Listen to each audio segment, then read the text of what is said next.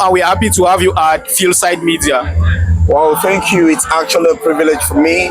You know, as a sports journalist, I'm so privileged to see young persons in the southwest region, Boya to be precise, here in Cameroon, you know, doing such a marvelous, content for sports.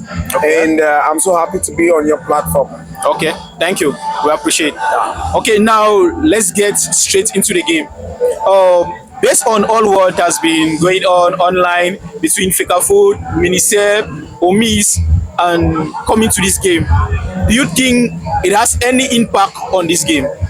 Wow, a lot of impact. You know, looking at the guys, we saw that they were not that very compatible. We can be indifferent. We can be, if we want to be serious. Okay. We can have a team that has been trained by Mark Breeze. Okay. For close to a week now, with the appointed team of the Mincep. Okay. Technical staff. Okay. Then on the day of the match, we have the technical staff of Fecafoot, which is in charge. So it's difficult, you know, even to relate with the coach. Sometimes the coach needs to relate with the technical staff to know who is doing this and who is doing that. So we can't say the performance of the Lions today would have been very much better. We saw even from the goal. The goal was from a rebound. I want to say it was a good goal. It was a wonderful match. I want to appreciate the Lions. I want to dove my heart for them. But I want to say that they would have done better if there was peace. You know, from the beginning, the game was to take place in Douala. Later on, they said Yaoundé. Fecafoot said Garoua, and finally we had Garoua. And even on the last day of play, just about 4 or 3 days to the day of the game, they were not that very sure if that game would take place in Garoua. So I must say that if the Lions were that very calm and concentrated towards that particular game, they would have done better than what they did today. However, I want to congratulate them, and my wish is that before going to the next game, there should be peace and sincerity in the game. Okay.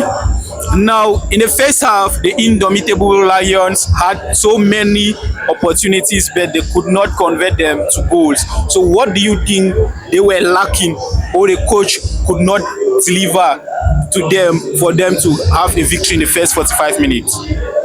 We cannot be indifferent that Abubakar is aging out, even though he was the one who scored the goal today. Okay. Come on. That guy is 32, 33 years old already. We cannot be indifferent. We need a younger striker. We need somebody who is athletic. We need somebody who can be available at all the time, because we saw balls coming at the level of the finals, but there was nobody to shoot. And he was not that very athletic. Abubakar is a player we know that he's always ready, but we need a player who can attack the ball and get to the ball and actually shoot the ball on the net. But I must say that Abubakar has done his part, and it's time for him to know that there should be a replacement. And there's somebody, I don't want to be biased here. Okay. There is a son of Samuel Eto'o who plays for a first division team in Europe. Okay. That is in Spain. Okay. We cannot be indifferent. It's not because his father is the president of the Football Federation. Okay. It's because he merits his place in the national team. Okay, that's Etienne Eto'o. Etienne Eto'o Pinada. We have other players who play in that particular team without team. I want to tell you, Abubakar Vincent does not have a team as we speak right now. That's true. Spy Collins does not have a team as we speak right now. Yes. But we cannot have a player like Etienne Pinada who is very good. You saw it in this particular game. We had about 4 free kicks. That's true. But there was nobody to execute that ball. But we have seen this guy at the level of the under 20. We've seen him in his club. Yes. Executing Rayo Vallecano. Thank you. He's been so productive. That's so true. Why can't we bring him?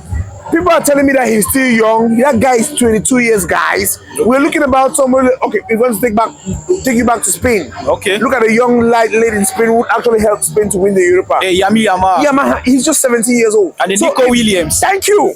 Yeah, Nico, I think he should be 18 or getting to 19 years old. So we cannot have our own young people. We think that we keep using the old.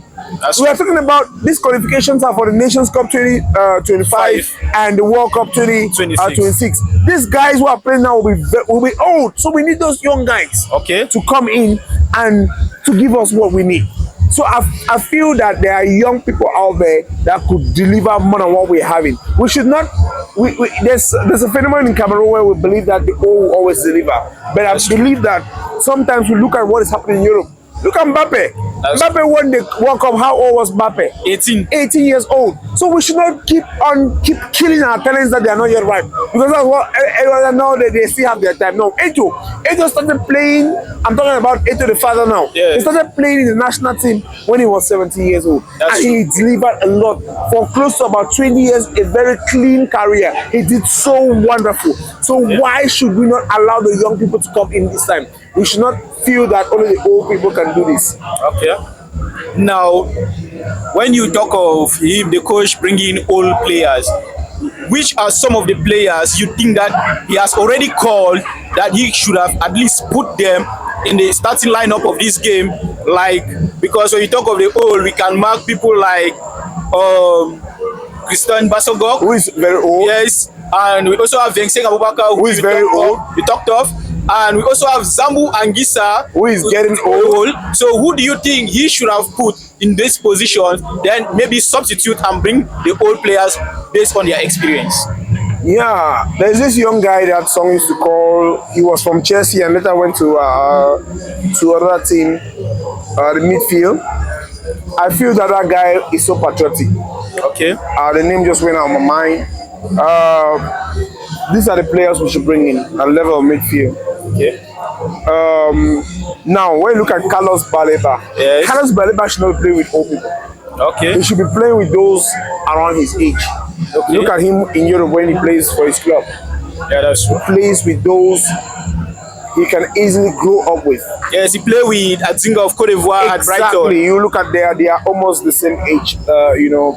So I would have wished to see Carlos Baleba playing, even with Chindo John Bosco. You know of Chindo John Yeah, I Bosco, know of Chindo John Bosco. who plays with Young Boy Academy. Yeah. And we Those also are had those are the kind of people Carlos Baleba can easily and Eno combine Boris. with. Eno Boris who plays for DC United. Exactly. Those are the kind of persons that Carlos Baleba should be playing with now, because if Carlos Baleba plays with Zamba Angisa, the rest, and I mean, then gets to understand with them after they are aging out, what becomes of the future?